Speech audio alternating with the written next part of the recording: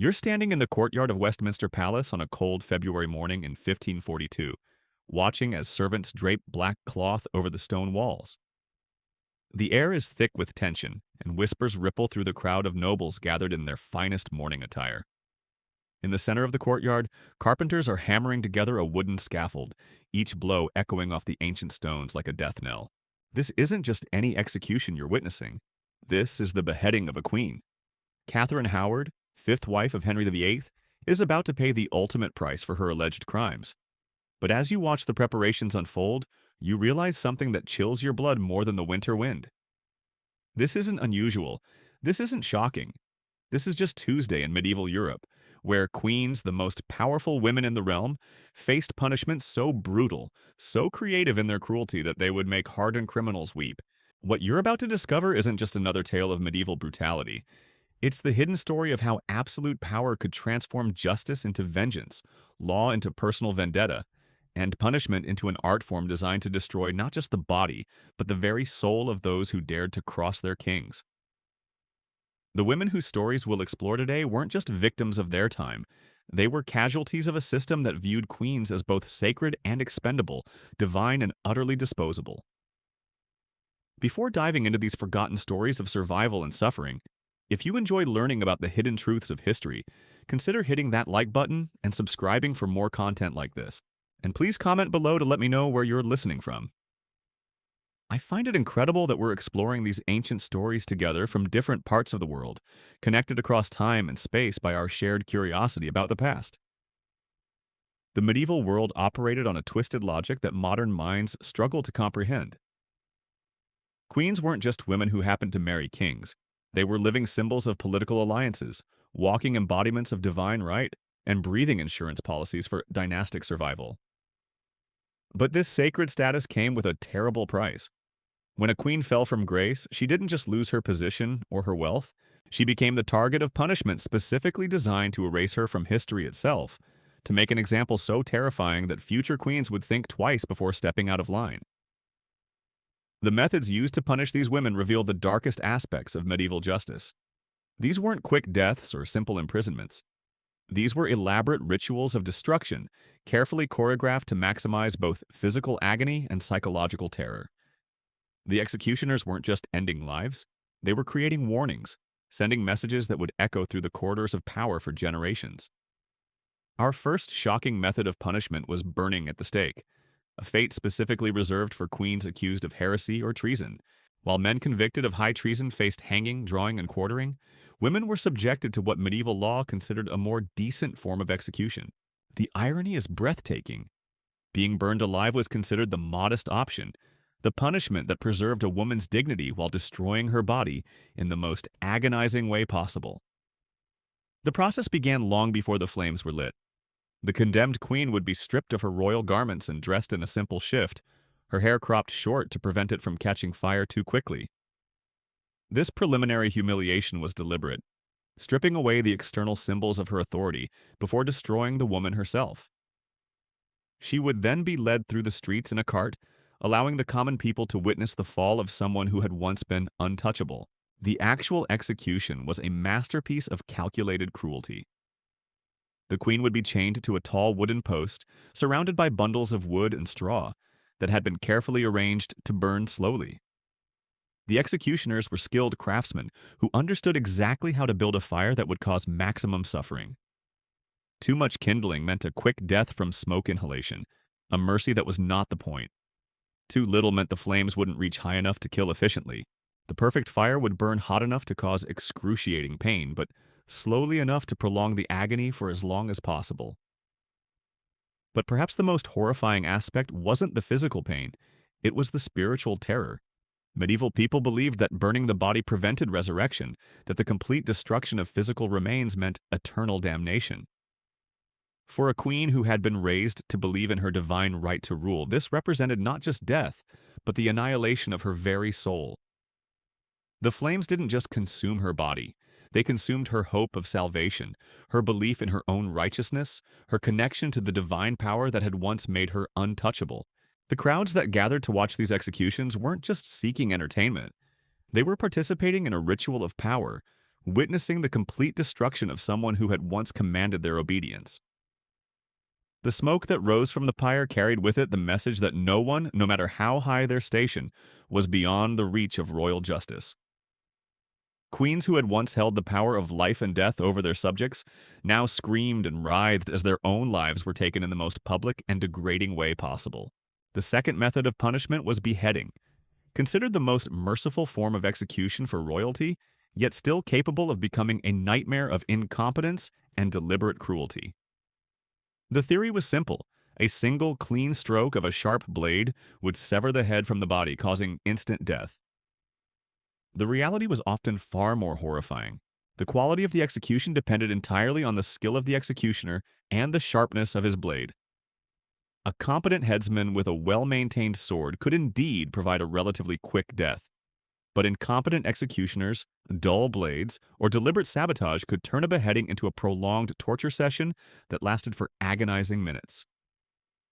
The condemned queen would be forced to kneel and place her head on a wooden block, often after spending hours or days practicing the position to ensure she would die with dignity.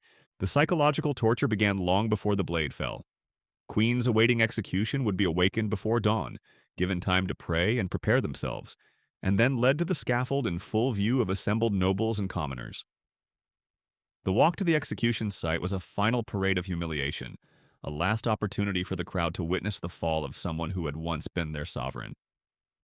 The condemned woman would be expected to deliver a speech acknowledging her crimes and praising the king's mercy, a final act of submission that emphasized her complete powerlessness.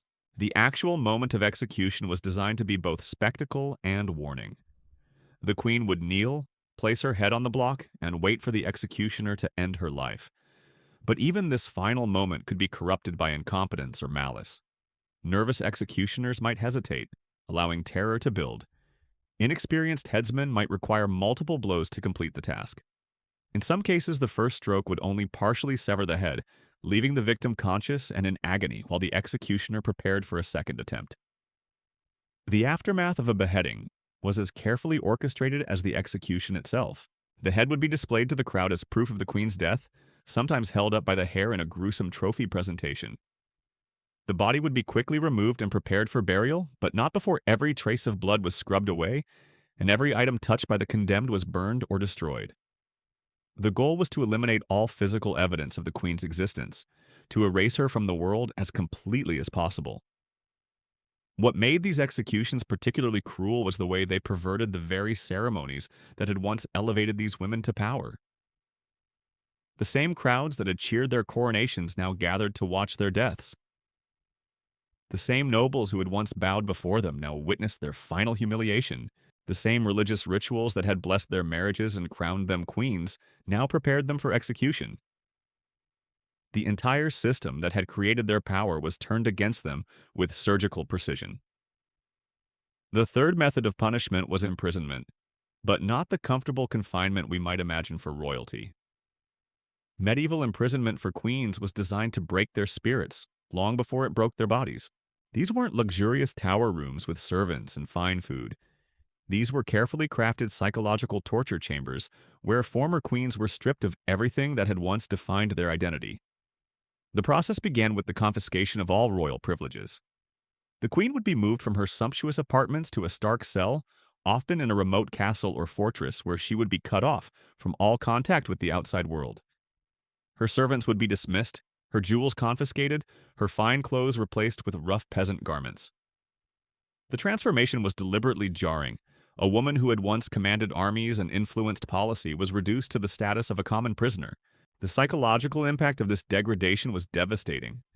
Medieval queens derived their identity from their position, their power, their ability to influence events and command obedience. Stripped of these external markers of authority, many found themselves struggling with a crisis of identity that was more painful than any physical torture. They were forced to confront the reality that their power had been entirely dependent on their relationship to the king, that without his protection they were nothing more than ordinary women in a world that offered ordinary women very little. The conditions of imprisonment were designed to reinforce this message of powerlessness.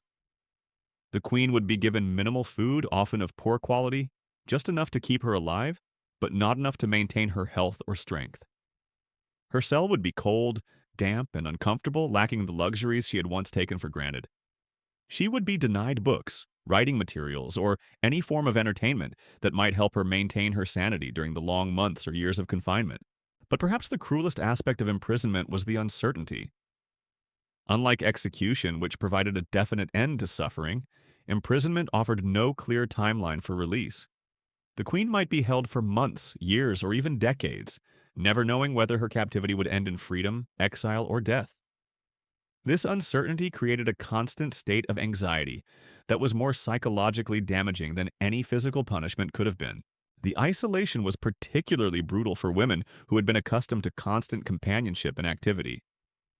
Medieval queens lived surrounded by ladies-in-waiting, courtiers, and servants who attended to their every need and provided constant social interaction. Suddenly finding themselves alone for days or weeks at a time, with no one to talk to except their guards, many imprisoned queens began to show signs of mental deterioration. They would talk to themselves, develop elaborate fantasies about rescue or revenge, or simply retreat into a catatonic state where they barely responded to their surroundings. The fourth method of punishment was public humiliation, a form of torture that destroyed the queen's reputation and authority without necessarily ending her life. This was psychological warfare at its most sophisticated, designed to make the queen's continued existence a living hell, while sending a clear message to anyone who might dare to challenge royal authority. The process typically began with a public trial where the queen's alleged crimes were laid out in excruciating detail. These trials were theatrical performances designed to justify the punishment that would follow.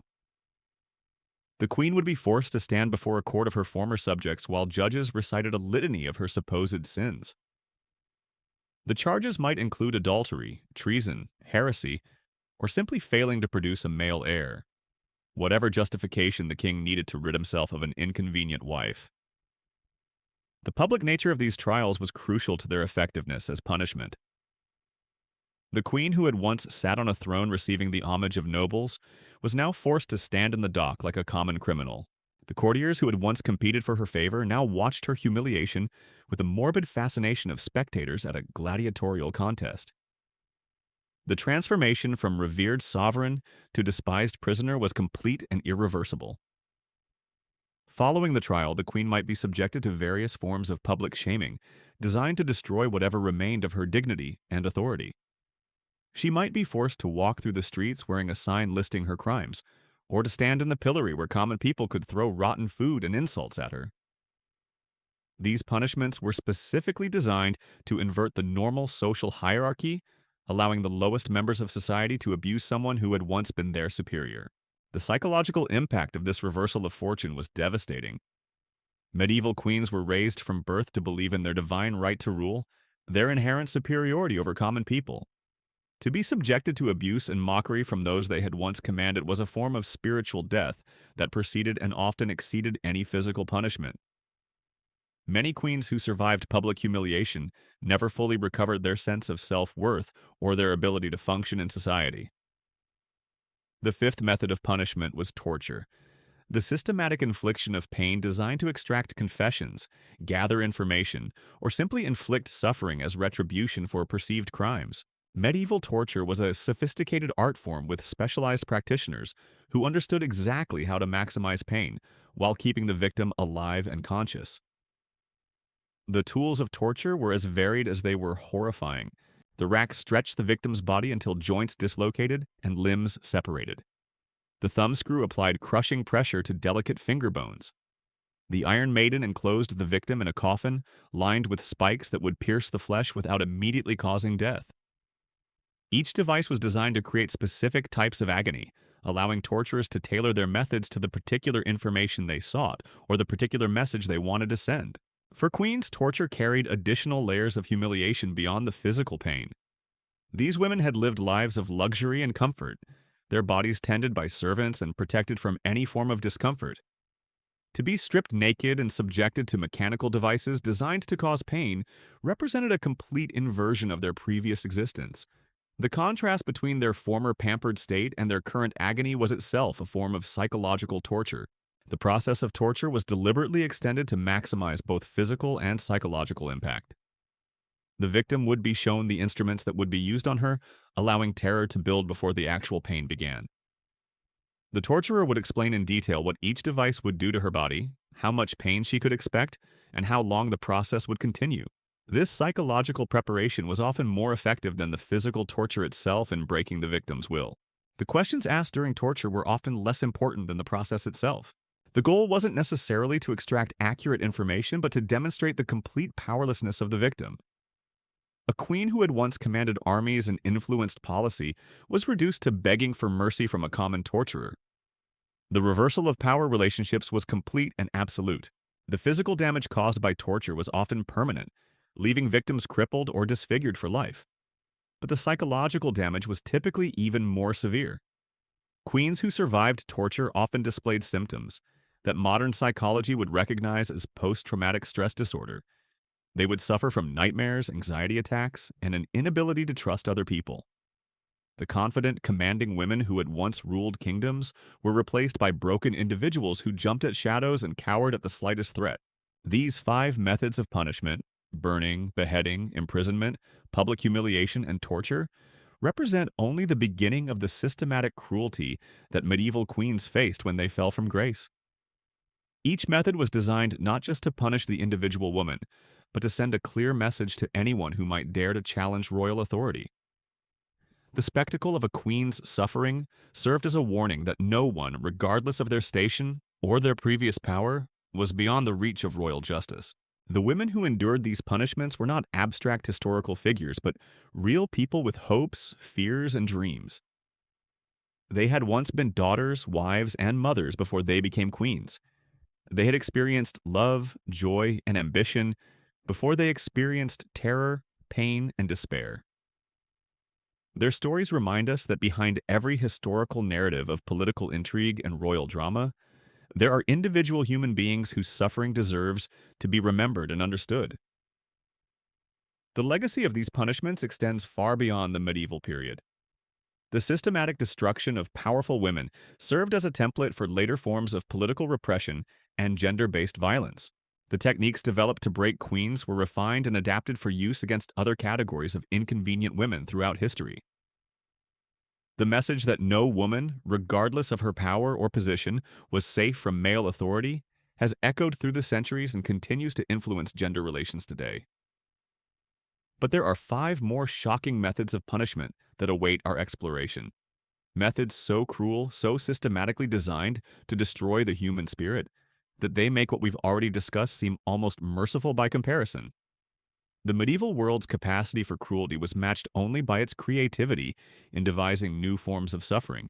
The 6th method of punishment was sexual violence and gendered torture, a category of abuse so systematic and deliberate that it reveals the darkest aspects of medieval attitudes toward women and power. These weren't random acts of cruelty, but carefully designed punishments that targeted the specific vulnerabilities of female anatomy and feminine identity. The goal was not just to cause pain, but to destroy the very essence of what made these women queens in the eyes of their subjects. The breast ripper stands as perhaps the most horrifying example of gender-specific torture. This metal claw was heated until it glowed red-hot, then applied to the victim's breast, tearing through flesh and muscle with deliberate slowness. The device was designed to cause maximum damage while keeping the victim conscious and aware of every moment of agony. For queens, this punishment carried additional layers of meaning. The breasts that had once nourished royal heirs were now being destroyed in the most public and humiliating way possible. The psychological impact of these gendered tortures was as devastating as the physical pain. Medieval queens derived much of their identity from their roles as mothers and wives, their ability to produce heirs and maintain dynasties. Attacks on their sexual organs represented not just physical assault, but the complete destruction of their feminine identity. A queen who survived such torture would be forever marked as damaged goods, unable to fulfill the basic functions that had once defined her worth in society. The process of sexual torture was deliberately public, designed to shame the victim while sending a clear message to other women about the consequences of stepping out of line. The queen would be stripped naked and displayed before crowds of male spectators who were encouraged to mock and abuse her. The woman who had once commanded the respect and obedience of these same men was now reduced to an object of sexual violence and derision. But perhaps the most insidious aspect of these punishments was how they were justified. Church officials and legal authorities developed elaborate theological and legal arguments to explain why such extreme measures were necessary. They claimed that women's bodies were inherently corrupt, that feminine sexuality was a source of evil that needed to be purged through pain and humiliation. These justifications allowed ordinary men to participate in the torture of queens while believing they were serving God and justice. The seventh method of punishment was starvation and deprivation, a slow, methodical form of execution that allowed the victim to experience every moment of her decline. This wasn't the quick death of the executioner's blade, but a prolonged agony that could last for months or even years. The queen would be given just enough food and water to keep her alive, but not enough to maintain her health or strength. The process began with the systematic removal of all comfort and luxury from the victim's environment. The queen would be moved to a bare cell with minimal furnishings, her fine clothes replaced with rough sackcloth, her soft bed exchanged for a pile of straw on a stone floor. The contrast with her former lifestyle was deliberately jarring, designed to emphasize how far she had fallen and how completely she was now at the mercy of her captors.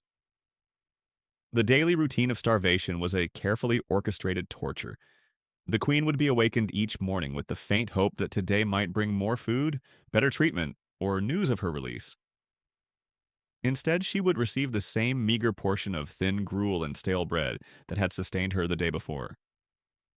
The constant hunger would gnaw at her strength and sanity, making it difficult to think clearly or maintain hope for the future. The physical effects of prolonged starvation were devastating and highly visible. The queen's once robust body would waste away, her skin becoming pale and translucent, her hair falling out in clumps. Her teeth would loosen and fall out, her eyes would sink into their sockets, and her hands would shake with weakness. The transformation from regal beauty to skeletal wretch was deliberate and complete, designed to destroy any remaining trace of her former dignity and authority. But the psychological effects were even more cruel. The constant hunger would consume the victim's thoughts, making it impossible to focus on anything else. Dreams of food would replace dreams of rescue or revenge. The queen would find herself obsessing over memories of elaborate court feasts, mentally cataloging every dish she had ever enjoyed while her stomach cramped with emptiness. This fixation on food became a form of mental torture that was more effective than any physical device. The isolation that accompanied starvation was particularly brutal for women who had been accustomed to constant companionship and activity. Medieval queens lived surrounded by ladies-in-waiting, courtiers, and servants who attended to their every need, suddenly finding themselves alone for days or weeks at a time with no one to talk to except their guards. Many imprisoned queens began to show signs of mental deterioration that were exacerbated by malnutrition. The eighth method of punishment was mutilation, the deliberate destruction of body parts that would leave the victim permanently disfigured and disabled. This punishment was designed to mark the queen forever as someone who had been judged and found wanting by royal justice. The specific body parts chosen for mutilation were carefully selected to maximize both physical disability and psychological trauma. Nose amputation was a particularly common form of mutilation for queens accused of adultery or sexual misconduct. The nose was considered the center of beauty and dignity in medieval culture, and its removal would render the victim hideous and instantly recognizable as someone who had been punished for sexual crimes. The procedure was performed without anesthesia, often by inexperienced practitioners who would hack away at the cartilage and bone with crude instruments. The process of mutilation was deliberately public, designed to shame the victim while warning others about the consequences of defying royal authority. The queen would be held down by multiple guards while the executioner performed his work, her screams of pain echoing through the courtyard for all to hear. The crowd would be encouraged to mock and jeer, transforming what had once been a place of royal ceremony into a theater of cruelty. The aftermath of mutilation was often worse than the initial procedure. The wounds would frequently become infected, causing additional pain and potentially leading to death from sepsis. Even if the victim survived, she would be permanently marked as someone who had been judged and punished by royal justice.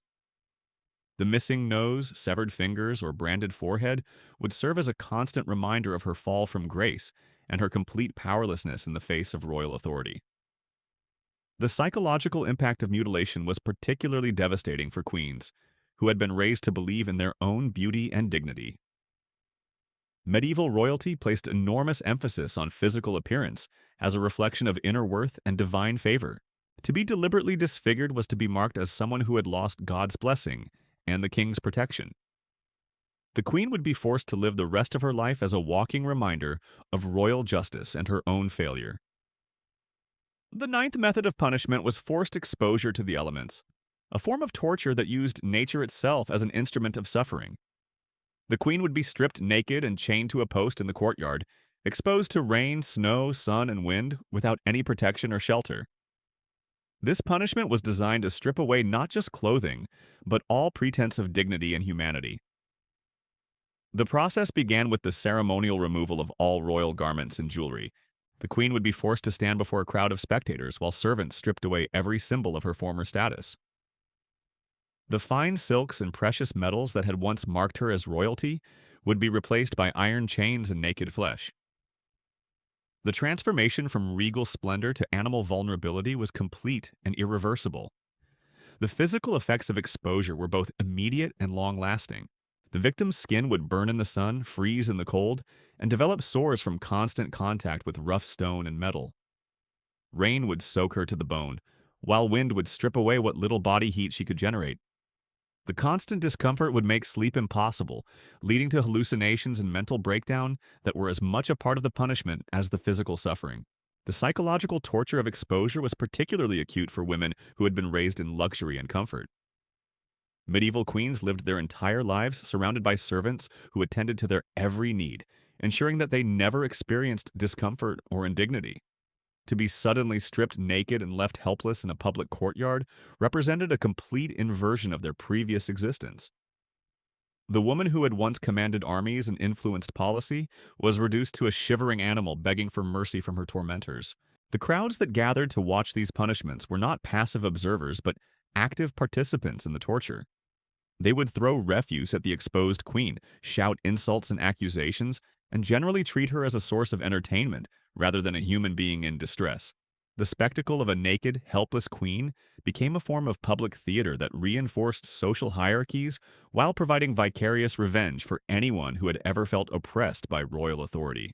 The 10th and final method of punishment was psychological warfare, the systematic destruction of the victim's mind and identity through carefully orchestrated campaigns of terror and despair. This was perhaps the most sophisticated form of torture, requiring no physical devices or public spectacles, but achieving results that were often more devastating than any bodily punishment.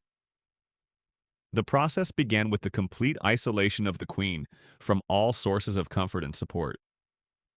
She would be cut off from family, friends, and loyal servants, surrounded instead by enemies who delighted in her suffering. Every person she encountered would be hostile. Every conversation would be an opportunity for humiliation, and every moment of her existence would be poisoned by fear and uncertainty. The psychological torturers understood that hope was the enemy of despair, so they would systematically destroy every source of optimism in the victim's life. False promises of release would be made and then broken, rescue attempts would be staged and then revealed as cruel hoaxes, and messages of support would be intercepted and destroyed. The queen would be kept in a constant state of emotional whiplash, never knowing whether the next development would bring salvation or further suffering. The use of her own children as weapons against her was particularly cruel. The queen would be told that her sons and daughters were being tortured, that they blamed her for their suffering, or that they had been turned against her by her enemies. Sometimes the children would be brought to visit their mother, only to coldly reject her pleas for affection and forgiveness. The bonds of maternal love that had once been a source of strength were transformed into instruments of torture. The final stage of psychological warfare involved the complete destruction of the victim's sense of self and identity. The queen would be forced to renounce her titles, her beliefs, and her very name. She would be made to confess to crimes she had never committed, to praise the king who had destroyed her, and to beg for punishments she didn't deserve. The woman who had once commanded respect and obedience would be reduced to a broken shell who existed only to validate the power of her destroyers.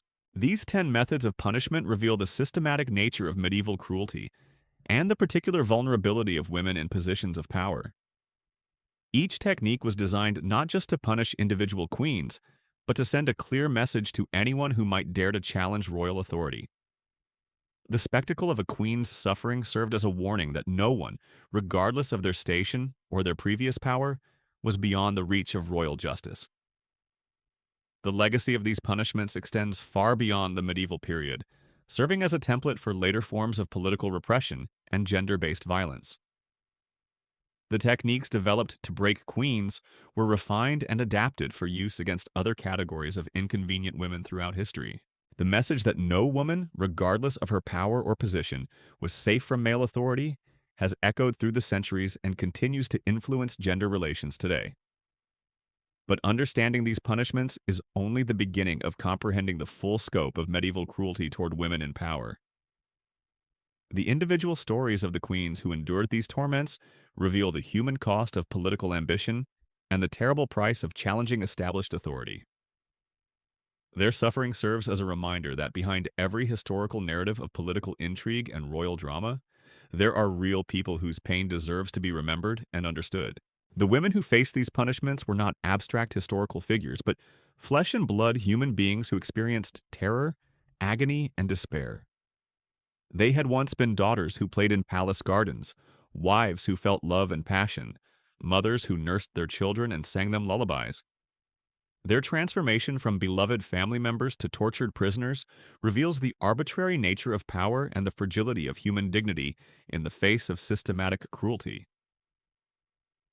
The medieval world's capacity for inflicting suffering was matched only by its creativity in devising new forms of punishment. The 10 methods we've explored represent only a sample of the techniques used to break the spirits and destroy the lives of queens who fell from grace. Each method was carefully designed to maximize both physical agony and psychological trauma, ensuring that the victim's suffering would serve as a warning to others while satisfying the sadistic appetites of their tormentors. Yet even these 10 methods of systematic cruelty pale in comparison to the stories of individual queens who endured them. The real horror lies not in the abstract description of torture techniques, but in the lived experiences of women who face these punishments with courage, dignity, and an unbreakable will to survive. Take the case of Joan of Arc, whose story has been sanitized by history into a tale of religious martyrdom and national heroism. The reality was far more brutal. When the 19-year-old peasant girl who had dared to claim divine visions found herself in English custody, she faced not just execution, but a calculated campaign of psychological and sexual torture designed to break her spirit before destroying her body. The English understood that simply killing Joan would make her a martyr. They needed to destroy her credibility first, to transform the confident young woman who had crowned a king into a broken heretic who would renounce her visions and beg for mercy. The process began with her imprisonment in a cell designed to maximize her vulnerability and fear. Joan was chained to her bed every night, her ankles shackled to heavy iron rings that made movement impossible. But the chains weren't just about preventing escape. They were about creating a constant state of physical discomfort that would wear down her mental resistance. The metal would chafe against her skin, creating sores that would become infected without proper care. The weight of the iron would make sleep difficult, leaving her exhausted and vulnerable to the psychological pressure that was about to begin. The guards assigned to watch her were specifically chosen for their cruelty and their willingness to participate in her degradation. They would make crude comments about her body, threaten her with sexual violence, and deliberately intrude on her privacy at the most intimate moments. When she tried to maintain her feminine identity by wearing women's clothing, they would force her into men's garments, then use her cross-dressing as evidence of her unnatural character. The sexual threats were constant and deliberate. Medieval people understood that for a woman like Joan, who had built her entire identity around her purity and her divine mission, the fear of rape was more terrifying than the fear of death. The guards would describe in graphic detail what they planned to do to her, how they would defile her body and destroy her claims to spiritual authority. They would enter her cell at night, pretending to be drunk or out of control, forcing her to cower in corners while they laughed at her terror. But perhaps the most insidious aspect of Joan's torture was how her captors used her own faith against her. They brought in theologians and church officials who claimed to be concerned for her soul, who offered to save her from damnation if she would only admit that her visions were false. These men would spend hours with her, using sophisticated theological arguments to undermine her confidence in her own experiences. They would quote scripture to prove that God didn't speak to women, that her visions must be demonic in origin, that her very existence was an affront to divine order. They would describe in vivid detail the torments that awaited her in hell if she continued to maintain her heretical beliefs. The young woman who had once been so certain of her divine mission began to doubt herself, to wonder if perhaps her accusers were right. The trial itself was a masterpiece of psychological manipulation. Joan was brought before a court of learned men who had already decided her fate, forced to defend beliefs that she barely understood against accusations that she couldn't fully comprehend. The questions were designed to trap her, to make her contradict herself or admit to crimes she hadn't committed. When she answered honestly, her words were twisted to support predetermined conclusions about her guilt. The final cruelty came when Joan, broken by months of psychological torture, briefly recanted her claims in a desperate attempt to save her life. The moment of weakness was exactly what her captors had been working toward, the complete destruction of her spiritual authority and public credibility. But when she later withdrew her recantation, returning to her original testimony, she sealed her fate in the most horrific way possible. The burning of Joan of Arc wasn't just an execution. It was a public spectacle designed to erase her from history while warning other women about the dangers of claiming divine authority. The 19-year-old girl who had once commanded armies was stripped of her clothes and chained to a post in the marketplace of Rouen, surrounded by jeering crowds who had come to witness her destruction. The executioner had been given specific instructions to make her death as slow and painful as possible. The wood was arranged to burn at just the right temperature, hot enough to cause excruciating pain, but not so hot that smoke inhalation would provide a merciful death. Joan's screams filled the air as the flames consumed her legs, then her torso, then finally her head. The crowd watched in fascination as the woman who had claimed to hear the voice of God was reduced to ash and bone. But Joan's story reveals something profound about the nature of medieval punishment, its ultimate failure to achieve its intended goals. The English had hoped to destroy her credibility and end her influence, but instead they created a martyr whose story would inspire resistance for centuries. The very brutality of her treatment became evidence of her righteousness, proof that she had been persecuted for telling the truth rather than punished for spreading lies. The case of Anne Boleyn presents a different but equally horrifying example of how medieval punishment could be used to destroy inconvenient queens. Henry VIII's decision to execute his second wife wasn't just about clearing the way for a new marriage. It was about sending a clear message to future queens about the consequences of failing to produce male heirs. Anne's fall from grace was swift and brutal. The woman who had once been the most powerful person in England, after the king himself was arrested on charges of adultery, treason, and incest that were so obviously fabricated that even her enemies had difficulty believing them. But the truth of the charges was irrelevant.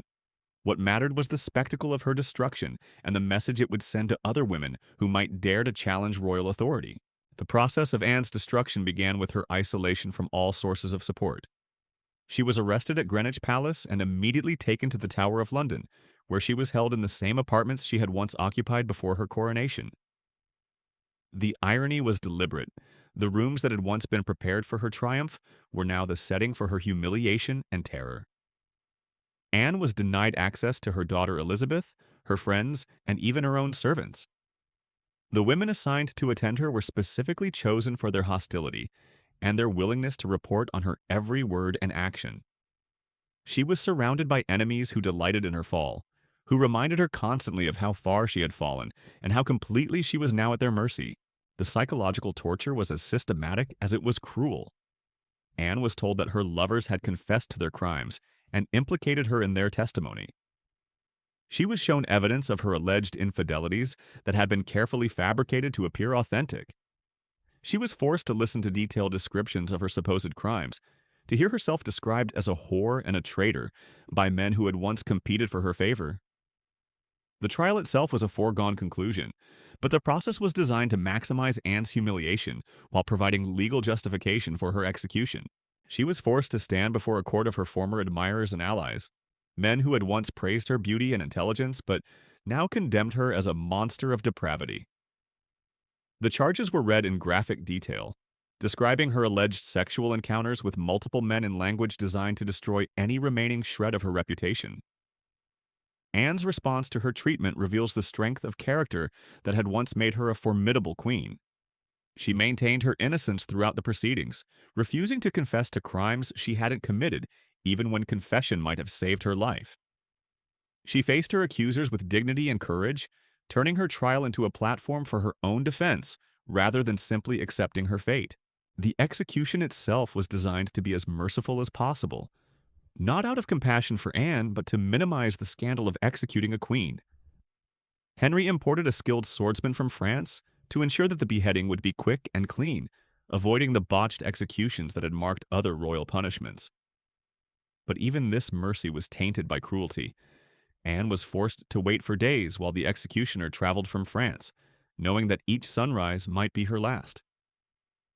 The morning of her execution, Anne was led to a scaffold that had been erected on Tower Green, away from the public eye but still visible to a carefully selected audience of nobles and officials. She was dressed in a gray damask gown with a white coif, her appearance deliberately modest to avoid any suggestion of royal grandeur.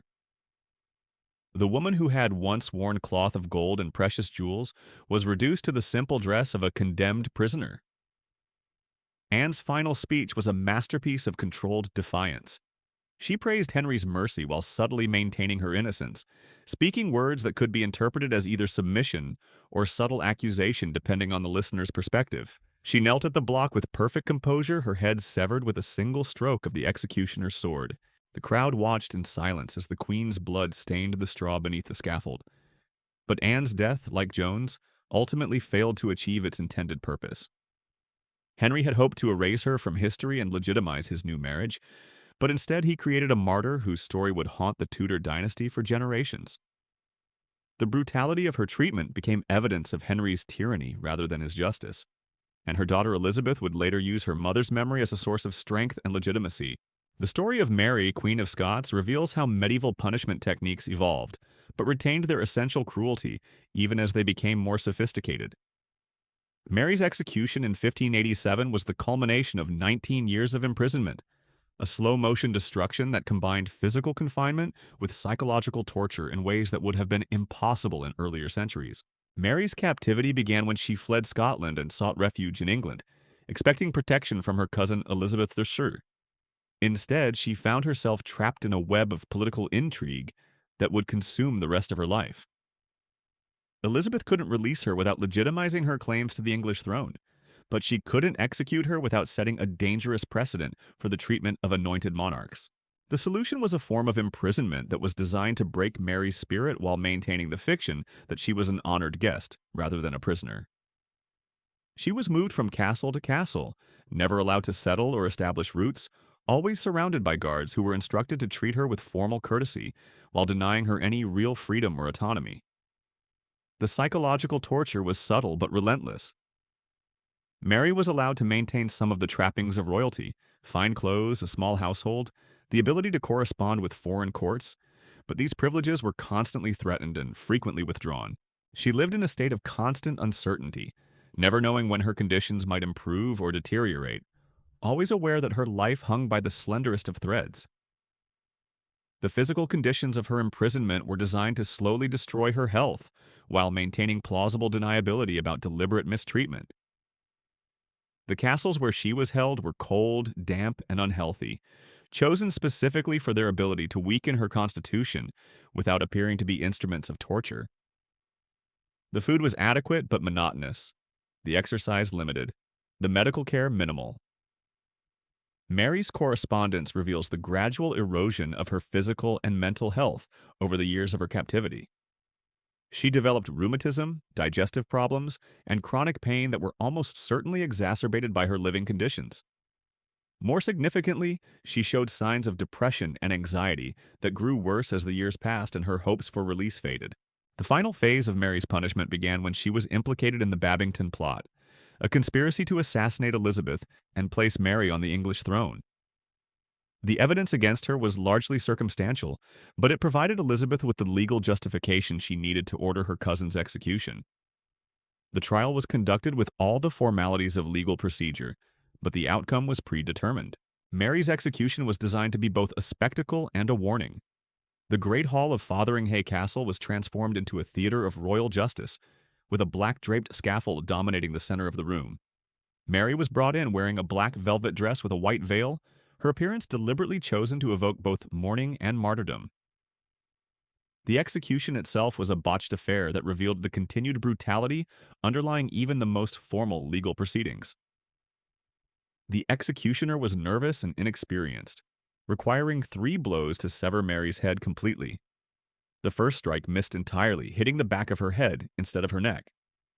The second blow cut most of the way through but left the head hanging by a thread of skin. Only the third blow completed the gruesome task. The aftermath of Mary's execution was as carefully orchestrated as the event itself. Every trace of her blood was scrubbed away. Every item she had touched was burned, and her body was quickly prepared for burial. The goal was to eliminate all physical evidence of her existence, to erase her from the world as completely as possible.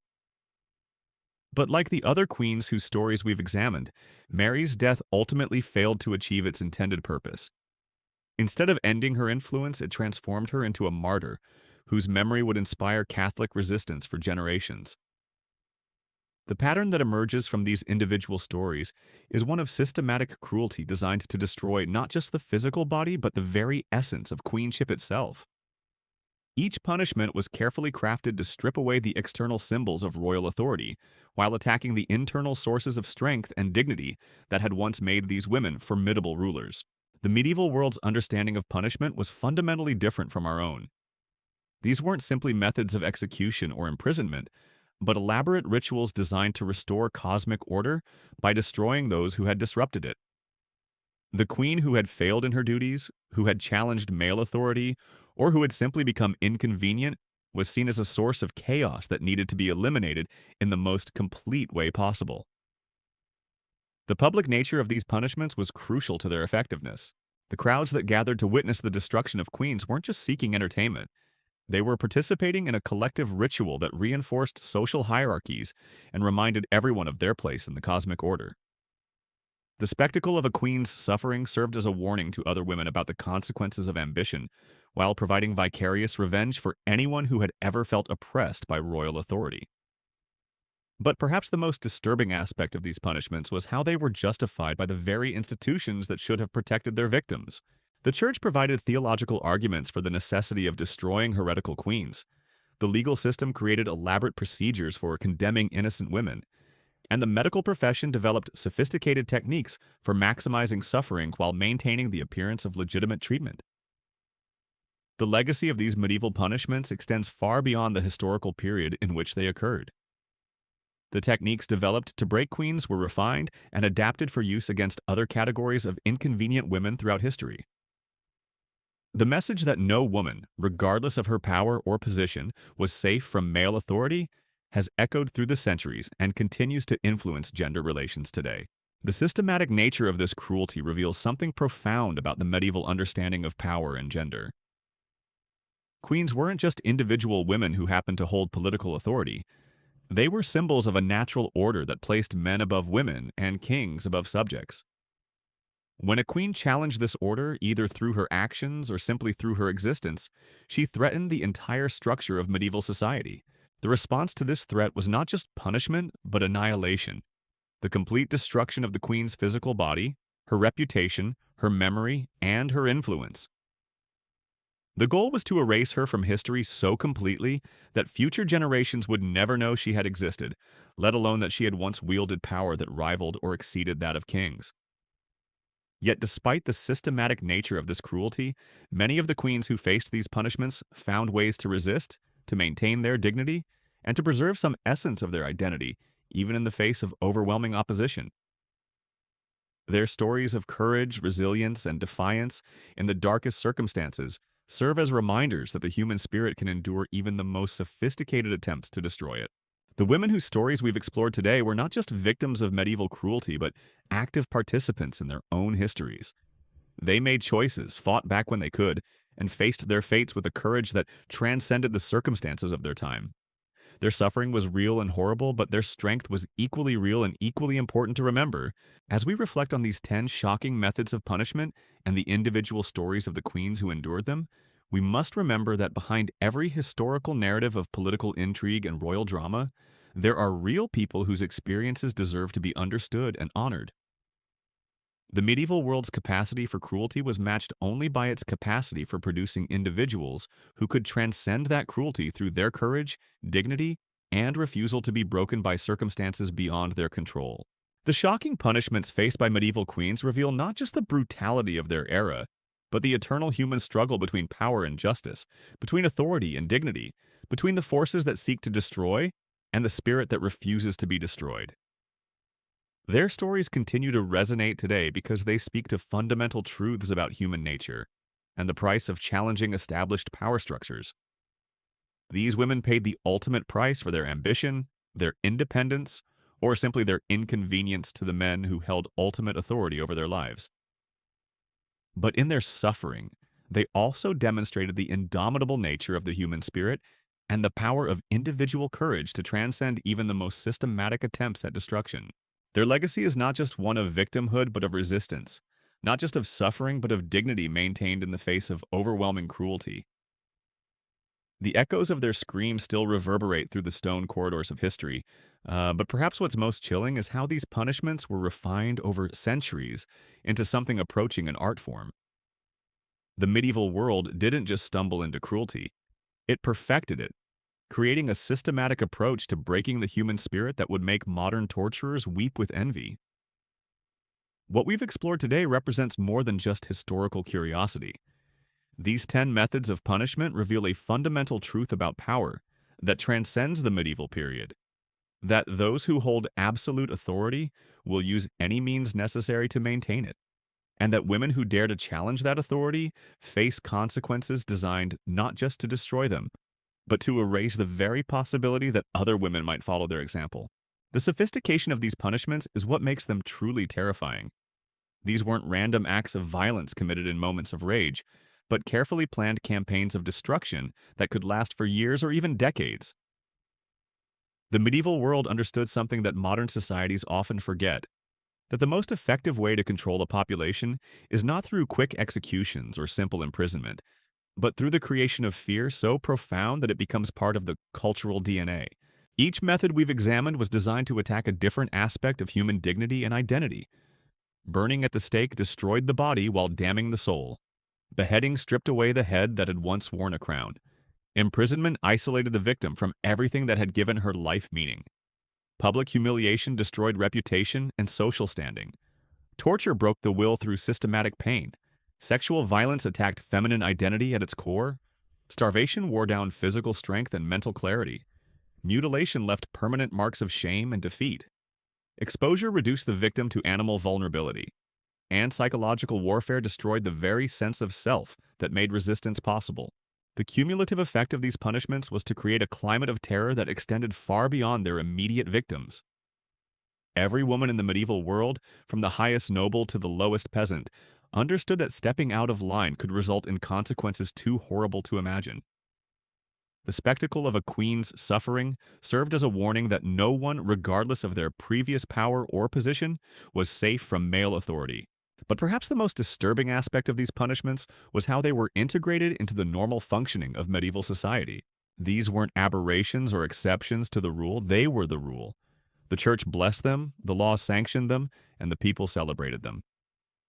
The systematic destruction of inconvenient women was not a bug in the medieval system, but a feature, a necessary component of maintaining social order and male dominance.